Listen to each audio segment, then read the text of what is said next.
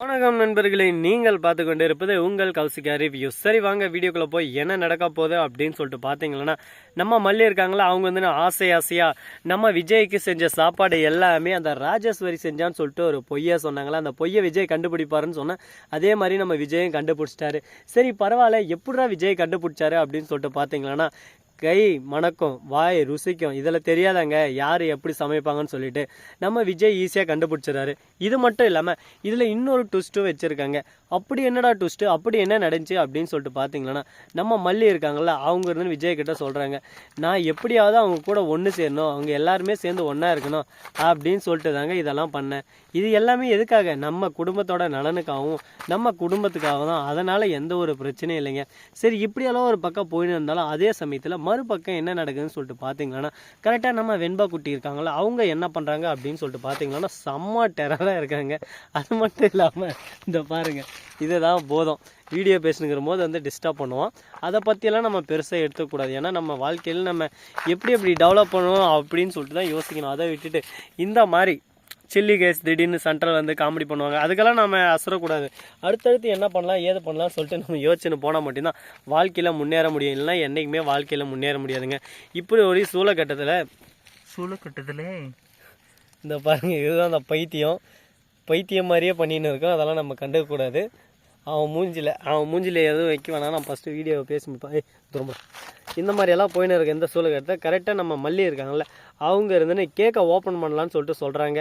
அப்படியே சும்மா கேப்பை நம்ம ரஞ்சினை ஓப்பன் பண்ணுறாங்க. அது கேக்கில் பார்த்தீங்கன்னா நம்ம அரவிந்த்னு பேர். ஐயோயோ என்னடா சொல்கிற அப்படின்னு சொல்லிட்டு பார்த்தீங்கன்னா, ஆமாங்க அரவிந்தோட பேரை பார்த்தாலும் அப்படியே சும்மா ருத்ரதாண்டா ஆடுவார் நம்ம தலைவன் விஜய். இதுக்கு மேலே ஒன்றும் பண்ண முடியாது, அவ்வளோதான் முடிஞ்சிடா. எப்போ யாரா இது மாதிரி பண்ணது வேலை அப்படின்னு சொல்லிட்டு பார்த்தீங்கன்னா, அந்த சேட்டையை செஞ்சதே நம்ம ராஜேஸ்வரியும் ரஞ்சிதம் தான். உடனே ராஜேஸ்வரி வாயில் கை வச்சோம், ஒன்றும் தெரியாத மாதிரி முழிக்கிற ஒரு பக்கம் ஆச்சரியம், மறுபக்கம் நம்ம கிளவிக்கு அதாவது அன்னப்பொண்ணுக்கு பக்கு திக்குன்னு இருக்கா. ஐயோ மாட்டிக்கிட்டு நம்மளே என்ன பண்ண போகிறோம் ஏது பண்ண போகிறோம்னு சொல்லிட்டு தெரியலையே கடவுளே அப்படின்னு சொல்லிட்டு ரொம்பவே ஃபீல் பண்ணிருக்காங்க.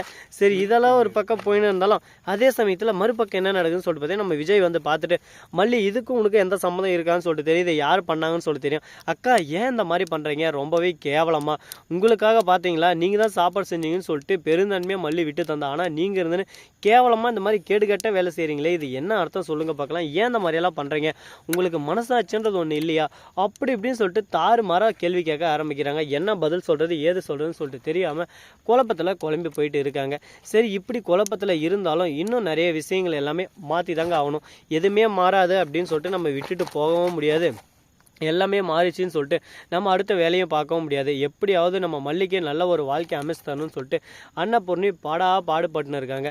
இந்த கஷ்டம் நஷ்டம் துக்கம் துயரம் இது எல்லாம் எப்போ முடிவுக்கு வரப்போகுது, இதுக்கெல்லாம் ஒரு எண்டே இல்லையா, இதுக்கெல்லாம் ஒரு எண்டு கார்டே இல்லையாடா அப்படின்னு சொல்லிட்டு கேட்டீங்கன்னா, எல்லாத்துக்குமே ஒரு ஆப்ஷன் இருக்குது. அந்த ஆப்ஷன் என்னன்னு சொல்லிட்டு பார்த்தீங்கன்னா, நம்ம ராஜேஸ்வரியும் ரஞ்சித்தையும் வீட்டை விட்டு துரத்துறதாங்க. அவங்க ரெண்டு பேரையும் வீட்டை விட்டு துரத்துனா எல்லாமே ஒரு பக்கம் மாறும், நல்லதாகவே நடக்குமா நடக்காதா அப்படின்னு சொல்லிட்டு பார்த்தீங்கன்னா கண்டிப்பாக வாய்ப்பு இல்லை. அது மட்டும் இல்லாமல் இந்த பர்த்டேவில் புதுசாக ஒருத்தர் வந்து கெஸ்ட் வர போகிறாங்க. யாராது அப்படின்னு சொல்லிட்டு பார்த்தீங்கன்னா, வேற யார், நம்ம தாறுமாறு தக்காளி சோறு தாங்க. அது யாரா அப்படின்னு சொல்லிட்டு பார்த்தீங்கன்னா வேற யாருன்னு நேரம் கெஸ் பண்ணிட்டு இருப்பீங்க. கண்டிப்பாக நீங்கள் நினைக்கிறவங்களே தாங்க. அது யாருன்னு சொல்லிட்டு பார்த்தீங்கன்னா கரெக்டாக நம்ம பாபு தாங்க.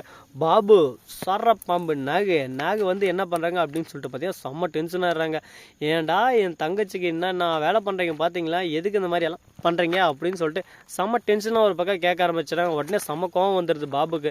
என் தங்கச்சை பார்த்தா எப்படி தெரியுது, எப்போ பார்த்தாலும் எதனா ஒரு குறை சொல்லினே இருக்கீங்க, உங்களுக்கு வேறு வேலையே இல்லையா அப்படி இப்படின்னு சொல்லிட்டு அவரும் சண்டைக்கு ஆரம்பிச்சிடறாரு. யாரா சண்டை, எல்லாருமே சண்டை போட்டால் என்னடா ஆகுதுங்க, எங்கே தான் போய் முட்டிக்கிது சொல்லுங்கள் பார்க்கலாம். கொஞ்ச நேரம் பொறுமை கடல் இன்னும் பெருதுன்னு சொல்லிட்டு பெரியவங்க சும்மாவும் சொல்லுவாங்க. பெரியவங்க 1000 சொன்னாலும் எல்லாமே நச்சுன்னு சும்மா கெத்தாக சொல்லி வச்சுருப்பாங்க. ஸோ நண்பர்களே, இந்த வீடியோ பிடிச்சிருந்தா லைக் பண்ணுங்கள், கமெண்ட் பண்ணுங்கள், ஷேர் பண்ணுங்கள், டிங் பெல்லை தட்டி விட்டு போங்க. அப்போ தான் நான் போகிற அடுத்தடுத்த வீடியோ உடனுக்குடன் வரும். மிக்க நன்றி. தேங்க்ஸ் ஃபார் வாட்சிங். Tata, see you. நன்றி, வணக்கம், வந்தனம், வருக தருக.